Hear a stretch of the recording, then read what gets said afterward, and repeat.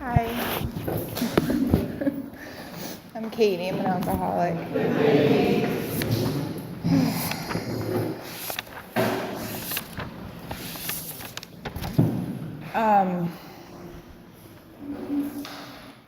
Welcome to anybody that's new here this morning.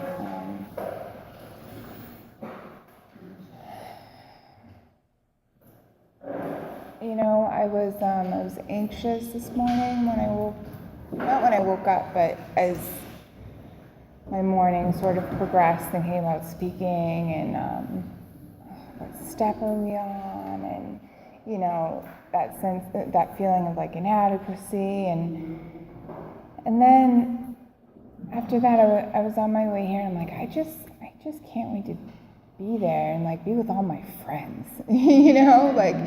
That's how coming to a meeting feels most of the time. Just like I'm gonna go and be with a bunch of friends, people just like me, fellow sufferers. So I'm glad to be here.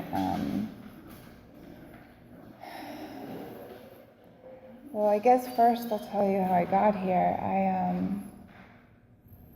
am an alcoholic. I had no idea what that meant before I came in here. No idea that it was spiritual, mental, and physical. I thought that, if I could put down the drink, I would be a well-rounded person and go on with my life, and be successful. And that's what I honestly thought. I don't know, what brought me to AA was a combination of many things, inside stuff and outside consequences. But when I came to AA, I wasn't looking for a spiritual way of life. I didn't want to piss my bed anymore. I didn't want to embarrass myself on a nightly basis. I didn't want to keep losing things. That's what brought me in here. I didn't know what you guys did. I knew of AA because my dad's an alcoholic and he suffers with this disease and has pretty much his entire life. So I knew where to go.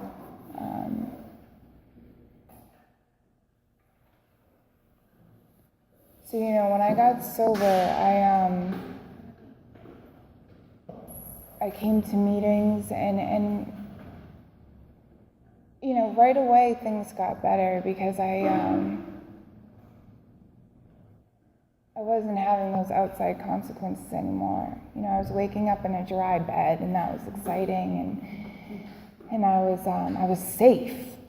I was safe. Like I would be home in bed at night and just be so happy that I was safe, because when I was drinking, I was never safe, and I probably wasn't in my own bed at home. So all those things were wonderful, and I met some people in the program, and just had fun. Went on sober hikes, but at 3 months sober, I was speaking at a commitment in my area, and I was like, yeah, this is great. I'm not peeing my bed anymore. I'm not like driving drunk, but like, when am I going to stop crawling out of my skin? When am I going to stop being afraid of my own shadow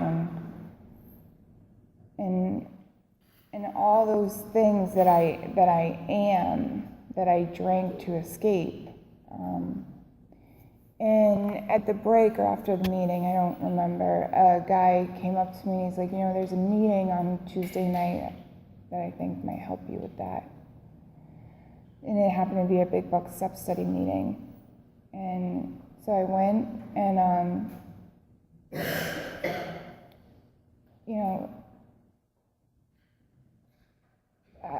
I heard, like, my jaw was on the floor. I was hooked. I was hooked. I forget what step there. I want to say it was the sex part of the inventory.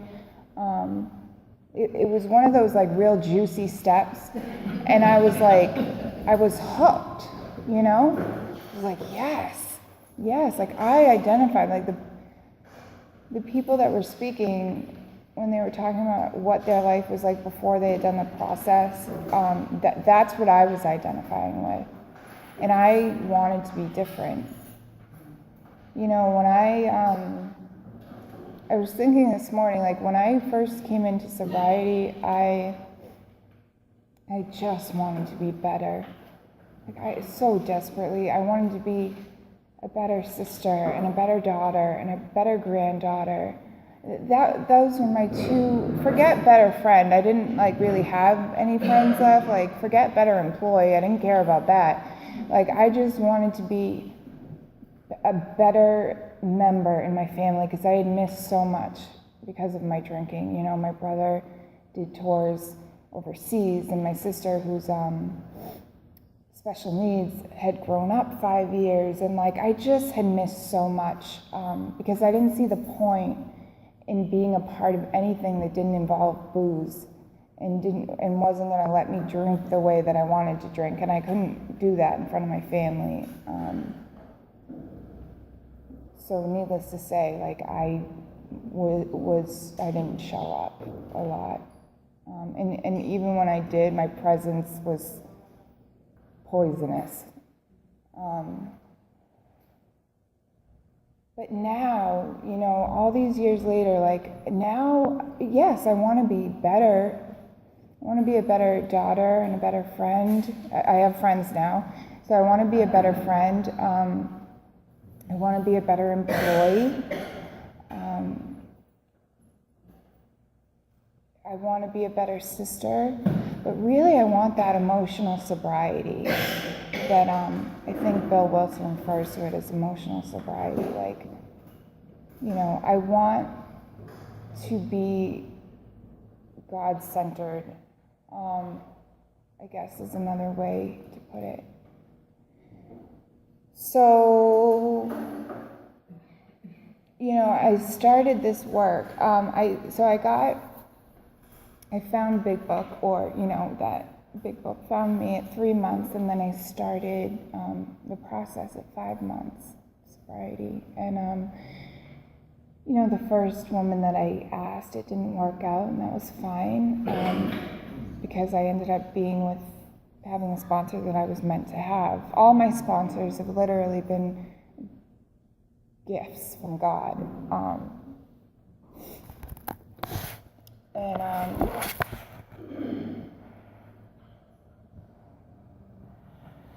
I'm really grateful for that. And also, all of my journey has really been the grace of God. Because you know, when I asked that first sponsor, it was because the woman that I wanted to ask, she wasn't there that night. And, there goes my necklace.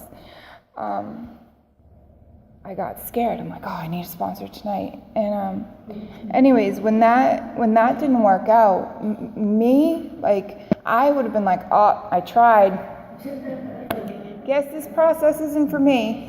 You know, but like the grace of God had me go and ask the woman that I originally wanted to ask. And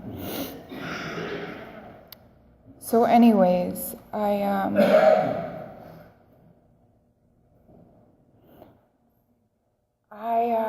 came to believe, but I gotta be honest with you, it wasn't because of this chapter. I love this reading now.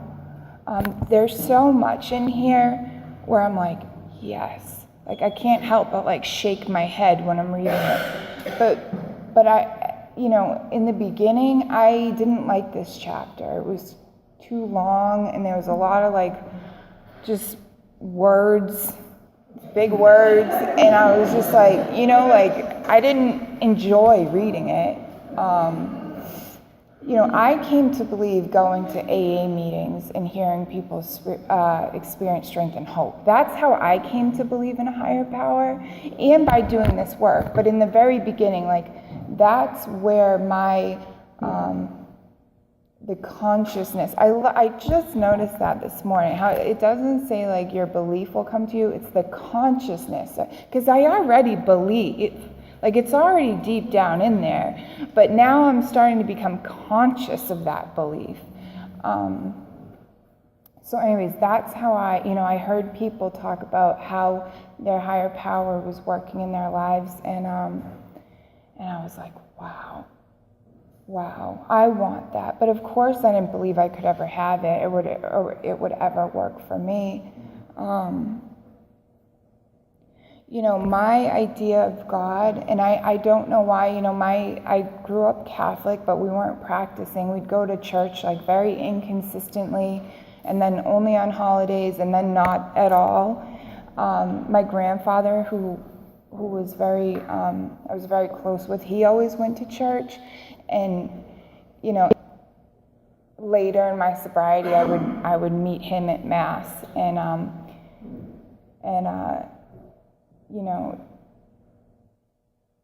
spend that time with him. But my idea, I felt like I had a punishing God, and I don't know why. I know that when we used to do something bad, and then if I said shut up to my brother, and then I stubbed my toe immediately after, my mom would be like, see, that's God punishing you. So I don't know if my brain just absorbed that and felt like God was punishing, and if I did something wrong, he was going to punish me. And I was thinking about this as we were doing the reading. I bristled with antagonism big time. People would go through such loss and tragedy, on TV and stuff, and they would they'd be finding their power and their strength in God, and I'd be like, you are so dumb. I hated those people. God did this to you, and now, and you think he's helping? That was my view. I hated that. I didn't trust God. And also I had very low, the home I grew up in was dysfunctional, and I had very, very low self-esteem, and I used to pray to God at night. I was overweight as a teenager and a young, preteen, I think. And I'd be like, God, please, just let me wake up, thin. Please, because I was convinced that if I was thin, I wouldn't have the self-esteem problems and the issues that I had.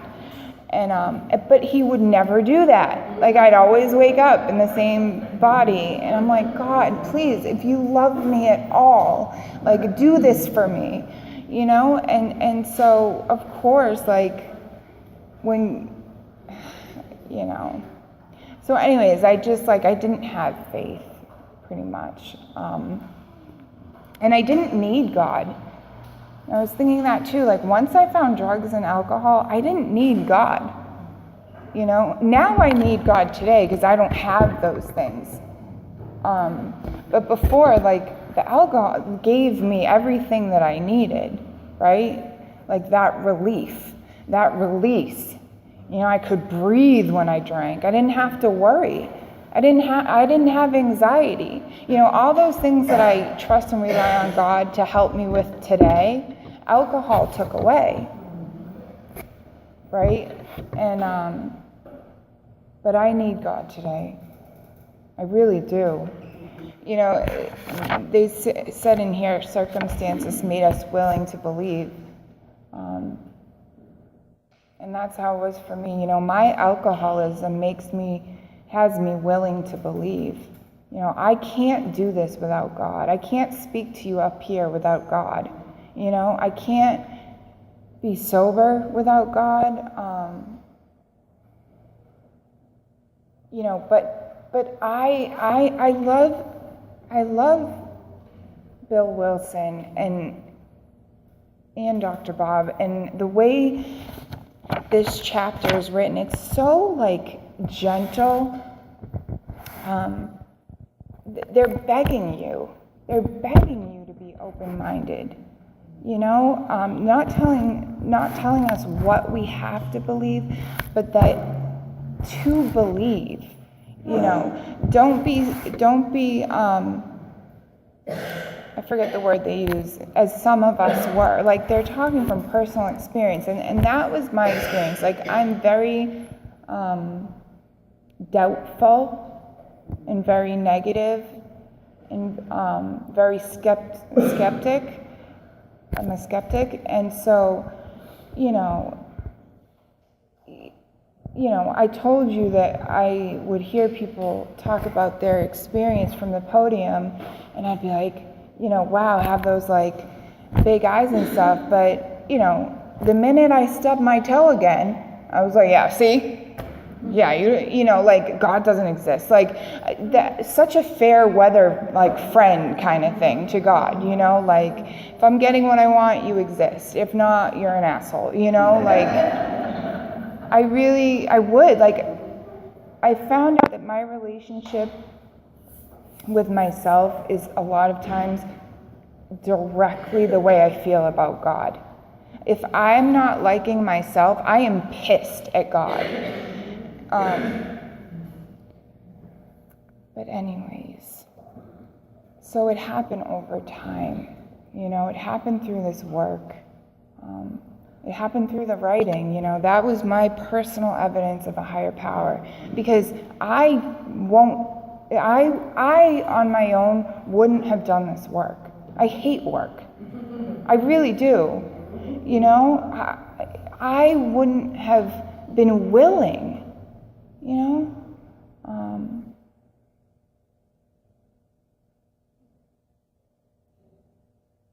It's just amazing. It's amazing. Because there's a lot of people that come into AA and they don't do the work, the steps, but they live and they're sober, and that could have been me.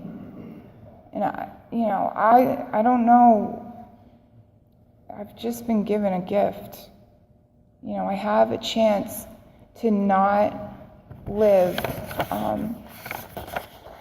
with the bedevilments, because that's not when I'm drinking. That's when I'm sober, living on self-will.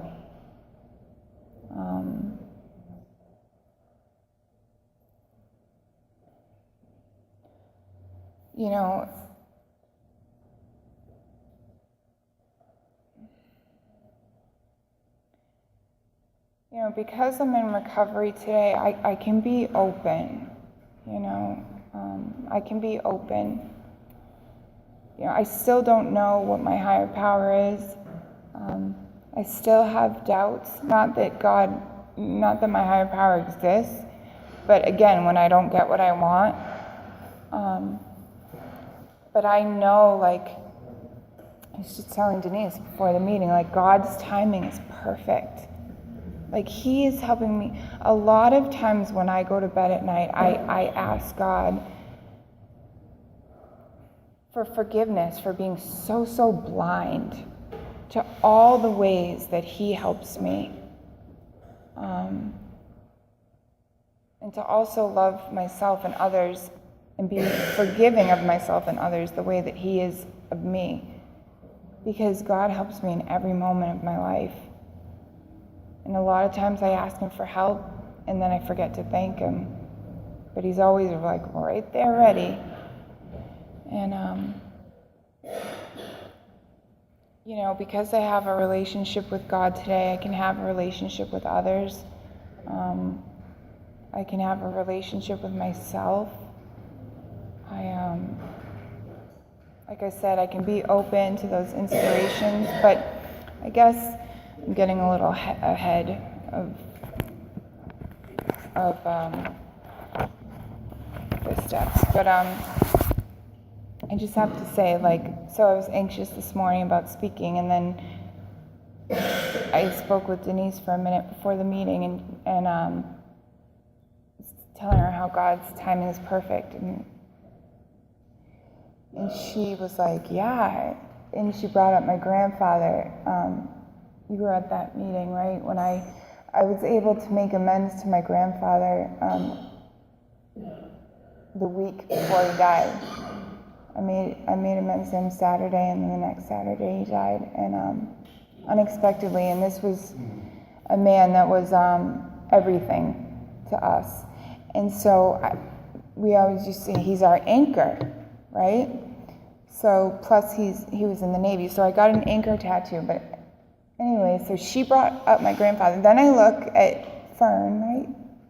And those are anchors, right? Mm-hmm. And she has an anchor shirt on, and I'm like, wow, that's just God, my grandfather, that's just that being letting me know that you are exactly where you're supposed to be, so I don't know, I'm just grateful, so thank you.